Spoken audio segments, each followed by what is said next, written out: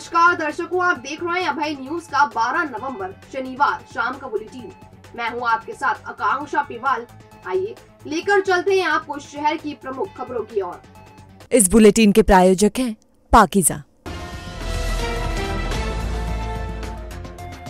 जिला कोर्ट में नेशनल लोक अदालत का आयोजन किया गया, जिसका शुभारंभ मां सरस्वती के चित्र पर माल्यार्पण एवं दीप प्रज्वलित कर किया गया। लोक अदालत में एक और जहां प्रकरणों का निराकरण किया जा रहा था, वहीं दूसरी ओर 3 जोड़ों के लिए यह पल खुशी भी लेकर आया, जहां आपसी मतभेद के चलते तलाक की दहलीज पर पहुंच चुके इन जोड़ों के दिल समझाइश के बाद एक बार फिर मिल गए।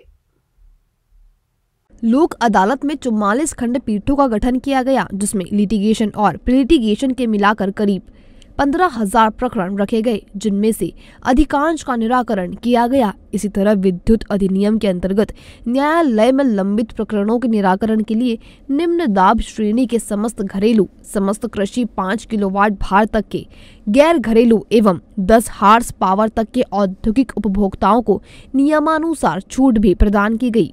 इस दौरान अलगाव के चलते अलग अलग रह रहे 3 जोड़ों को भी समझाइश के बाद साथ रहने के लिए राजी किया गया। न्यायाधीशों के सामने ही उन्होंने एक दूसरे को माला पहनाकर जीवन भर साथ रहने का वादा किया। उन्हें उपहार स्वरूप पौधे वितरित किए गए। देखिए, आज जो है इस वर्ष की मतलब 2022 की आखिरी लोक अदालत है। पहले 3 लोक अदालतें जो मेगा लोक अदालत है, राष्ट्रीय लोक अदालत है, वो हो चुकी हैं और हमेशा की तरह इस बार भी पक्षकारों में, अधिवक्ताओं में बहुत उत्साह है और पिछली बार की तरह हमने इस बार भी जो है 44 खंडपीठ बनाई हैं और प्री लिटिगेशन और लिटिगेशन के प्रकरण मिला के करीब 15,000 प्रकरण हमने इस लोक अदालत में रखे हैं, जो इन 44 खंडपीठों में लंबित आज रखे गए हैं। देखिए, इसमें एमपीपी के केसेस में जो पहले हमने रियायत दी थी, जो लिटिगेशन और प्री लिटिगेशन प्रकरणों में अलग अलग है, वो इस समय भी रखी है जैसा कि पहले लोक अदालतों में थी और निश्चित रूप से इसमें अधिवक्ताओं और पक्षकारों के उत्साह से एक अच्छा नतीजा आने की संभावना है।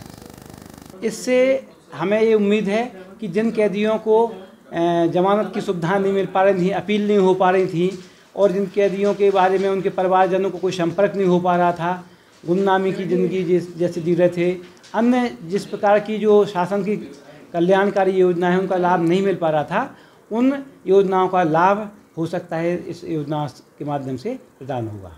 इधर नगर निगम द्वारा भी सभी जोन कार्यालयों में लोक अदालत का आयोजन किया गया, जिसमें शहर वासियों ने संपत्ति कर एवं जल कर का भुगतान कर पेनल्टी में मिलने वाली छूट का लाभ लिया। महापौर मुकेश टटवाल ने जोन कार्यालयों का निरीक्षण करते हुए जरूरी निर्देश दिए।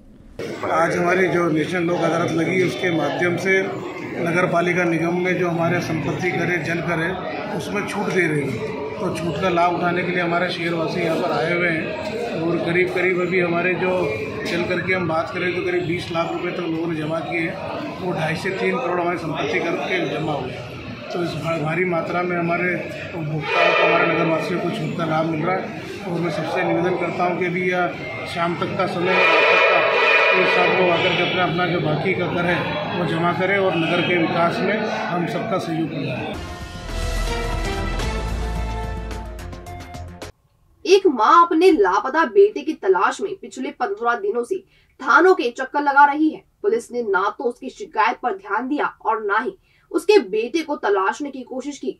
आंखों में बेटे के मिलने की आस में उन्होंने एसपी से गुहार लगाई है। जगोटी के समीप ग्राम खुरचनिया का रहने वाला 25 वर्षीय कनीराम पिता तेजाराम 27 अक्टूबर को जगोटी के रहने वाले कैटरिंग ठेकेदार सुरेश तिवारी के साथ काम करने ग्राम सोंगड़ गया था, जिसके बाद से वह घर नहीं लौटा। जब घर वालों ने 3 नवंबर को सुरेश तिवारी से बात की तो उसने कहा कि कनीराम किसी के साथ बाइक पर बैठकर कहीं चला गया है। काफी तलाशने के बाद भी जब उसका कोई पता नहीं चला तो कनीराम की मां सकू बाई ने अपने दामाद अरुण सिंह अजमेरी के साथ भैरवगढ़ थाने पहुंचकर 4 नवंबर को गुमशुदगी दर्ज करवाई, लेकिन अब तक उसका कोई पता नहीं चल सका है। इसके बाद एक बार फिर परेशान मां ने भैरवगढ़ थाने में आवेदन देते हुए एसपी से भी गुहार लगाई है। अब देखना है कि दर बदर भटक रही मां के बेटे को पुलिस कब तक ढूंढ पाती है। वो गए थे 27 तारीख को, तो उसने बताया नहीं आके, और मैं 3 तारीख को खबर मिली तो मैंने जांच पड़ताल करी। तो मैंने जांच करी। क्या पता चला कहाँ गया, क्या कौन था? वो तो बोलते हैं कि आ जाएगा आ जाएगा, ऐसे ही बोलते हैं। लगभग कितने दिन हो गए अभी तक आपको? उससे पूछताछ करी तो उसने बताया बोले कि आपका लड़का बोले किसी की गाड़ी में बैठ के चला गया बोले। उसके बाद में हमने 4 तारीख के दिन FIR दर्ज करवाई। यहाँ पर हमें कोई कानूनी कार्रवाई की कोई मतलब वो नहीं मिली जानकारी। हमने फिर SP साहब को भी आवेदन दिया। उसके बाद में फिर उसने तिवारी ने हमें बताया कि मेरे पास रिकॉर्डिंग है, तो मेरे पास रिकॉर्डिंग भी है उसकी, और ये जो भी है। तो रिकॉर्डिंग में किसका लग रहा है, किसका बता रहे हो? रिकॉर्डिंग में वो सुरेश तिवारी और उसका लड़का मुकेश, ये दोनों बात कर रहे हैं, दोनों की आवाज़ें आ रही है। और कभी भोपाल का बताते हैं, कभी पलसावर डैम का बताते हैं, कभी मऊगंज थाने का बताते हैं। तो 20 का आदमी जो है उसका वो बोल रहा है बोले मैं राघवी थाने में आग लगा दूँगा बोले। क्या कौन लोग बोल रहे हैं कि राघवी थाने में आग लगा दूंगा? जो लड़का जिसके साथ में गया है। कौन लड़का है वो? मेरा साला कनीराम पिता तेजाराम। तो आग लगाने कौन बोल रहा है? आग लगाने की जो बोल रहा है उसको, जो लड़का जिसके साथ में गया है ना, जो लेके गया वो कौन उसका कौन है? क्या नाम है? कुछ नाम पता कुछ नहीं।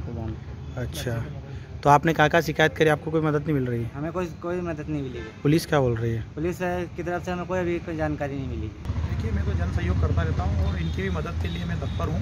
ये एक गरीब परिवार से है और ये महिला बहुत परेशान है। इनका क्या है, खाने भरण पोषण के लिए एक ही लड़का इनके घर में कमाने वाला है। 25 साल की आयु है। कोई सुरेश नामक तिवारी नाम का जो व्यक्ति है, वो काम के लिए इनको कोई प्रोग्राम में सोडंग लाया था। वहाँ से वो लड़का 27 तारीख को, इनने बताया मेरे को, 27 तारीख को वो गायब हो गया वहाँ से। और मोबाइल पे उस लड़के से 2 दिन तक तिवारी की बात चली है। और जो पुलिस है, पुलिस आश्वासन दे रही है, पुलिस को मदद करना चाहिए इनकी। अब एक ही सहारा है, जाए तो कहाँ जाए बेचारे।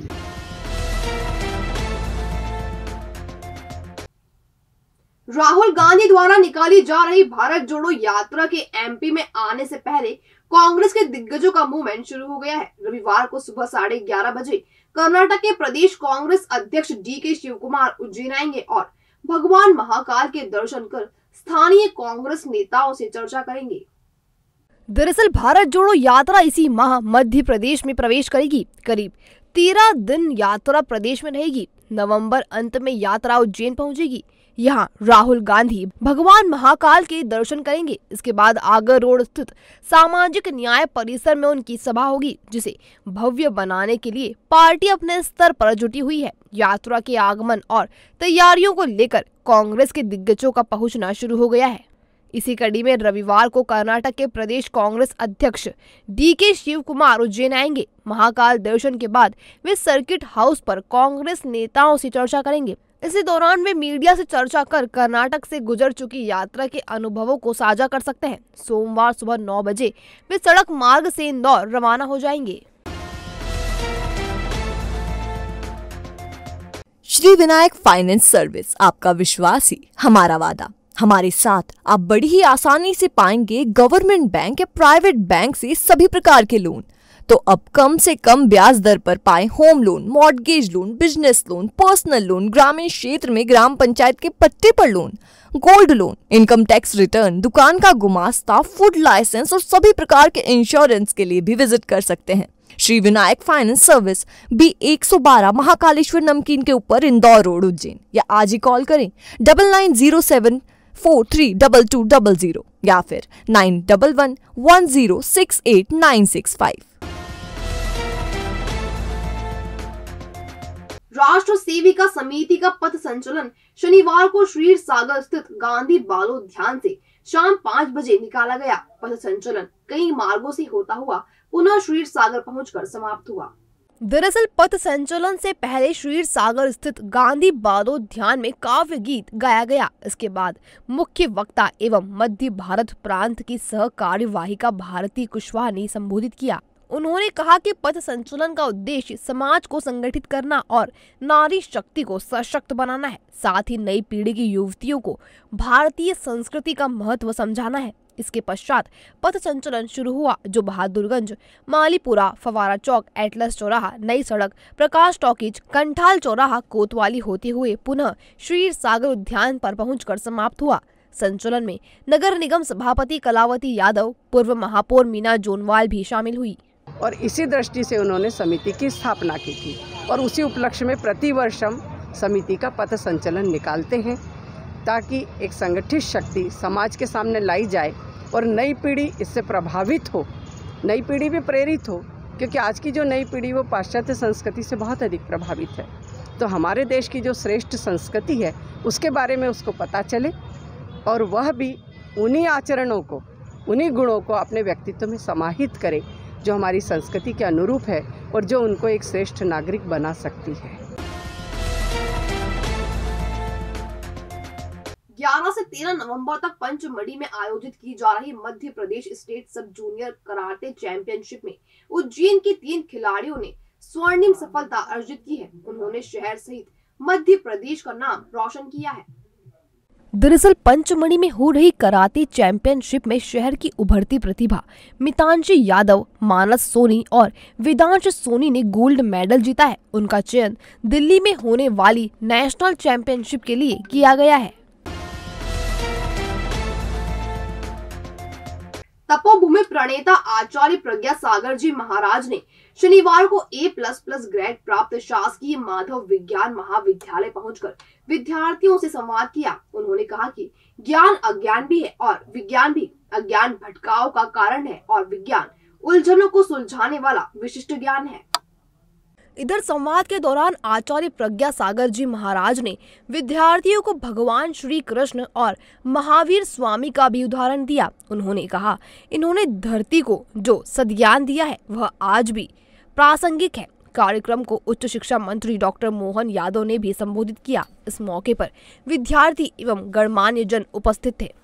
विद्यालय में मेरा आना, निश्चित तौर पर मैं अपनी लाइफ में तो कभी कॉलेज गया नहीं, लेकिन जो नॉलेज धर्मशास्त्रों को पढ़ने के बाद मुझे प्राप्त हुआ है, मुझे लगता है कि आज लौकिक शिक्षा के साथ साथ इस धार्मिक और आध्यात्मिक शिक्षा की ज़रूरत बच्चों को है। बच्चे जब इस शिक्षा को प्राप्त करेंगे तो निश्चित तौर पर देश आकाश की ऊंचाइयों को छुएगा। और मोहन जी जो इसी विद्यालय के विद्यार्थी रहे और आज वो उस शिक्षा मंत्री बनकर के यहाँ पर आए हैं, तो निश्चित मैं मानता हूँ कि व्यक्ति ठान ले तो वह जीवन में आकाश की ऊंचाइयों को छूता है। आप में सिर्फ अवसर का लाभ लेने का सामर्थ्य होना चाहिए। इन्होंने लाभ लिया है, आज इस ऊंचाई तक हैं। आप सब लोग भी उस लाभ को प्राप्त करें और उस ऊंचाई को हासिल करें। मंगलमय आशीष, शुभ आशीष। प्रज्ञा सागर जी महाराज आज माधव साइंस कॉलेज में हमारे बीच में अपना मार्गदर्शन देने के लिए पधारे हैं, जिनने अपना पूरा जीवन दे दिया, जिनने हम सबके लिए मार्गदर्शन करने के लिए संसार जीवन में हमारे बीच प्रत्यक्ष समय गुजारा। मैं हृदय से मध्य प्रदेश शासन की ओर से उनका आभार मानता हूँ और उम्मीद करता हूँ वो आशीर्वाद और स्नेह सदैव इसी प्रकार बनाए रखे। पुनः स्ट्राइको 10 रुपए में चलें 100 किलोमीटर। जी हाँ, मात्र 10 रुपए में करें 100 किलोमीटर का सफर तय। रोज बढ़ती पेट्रोल की कीमतों से पाएं छुटकारा। स्ट्राइको पर आपको मिलेगी made in Indore E bikes की विशाल श्रृंखला। वोल्ट, स्प्रिंट, वर्ब, कैस्ट्रा जैसे मॉडल्स सभी रंगों में है उपलब्ध। लेड एसिड बैटरी पर 1 साल और लिथियम आयन बैटरी पर 3 साल की guarantee. Debit, credit, Bajaj card के साथ फाइनेंस सुविधा भी है उपलब्ध। और हाँ, सीनियर सिटीजन और महिलाओं को मिलेगा विशेष डिस्काउंट। आज ही विजिट करें। हमारा पता 26/1 मॉडल स्कूल के सामने, इंदौर रोड, उज्जैन। संपर्क करें 9131145418। और अब खबरें दे दनादन। भाजपा अनुसूचित जाति मोर्चा के राष्ट्रीय महामंत्री एवं बुलंदशहर के सांसद भोला सिंह ने बस्ती संपर्क अभियान के तहत उज्जैन संभाग की बैठक कर अभियान की समीक्षा की। उन्होंने कहा कि देश के संवैधानिक पदों पर आरक्षण न होने के बावजूद भी पीएम नरेंद्र मोदी ने देश के सर्वोच्च पदों पर अनुसूचित जाति को स्थान देकर अजाब वर्ग का सम्मान बढ़ाया है।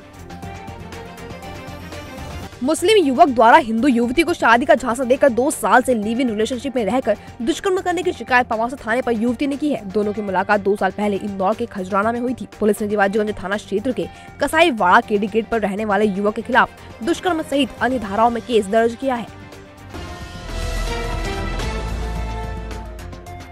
तो ये था अभय न्यूज का आज का बुलेटिन। अगर खबरों को लेकर आपके पास कोई फीडबैक हो तो हम तक कमेंट सेक्शन या इनबॉक्स के जरिए जरूर पहुंचाएं। कल फिर मुलाकात होगी नए बुलेटिन के साथ। तब तक के लिए नमस्कार।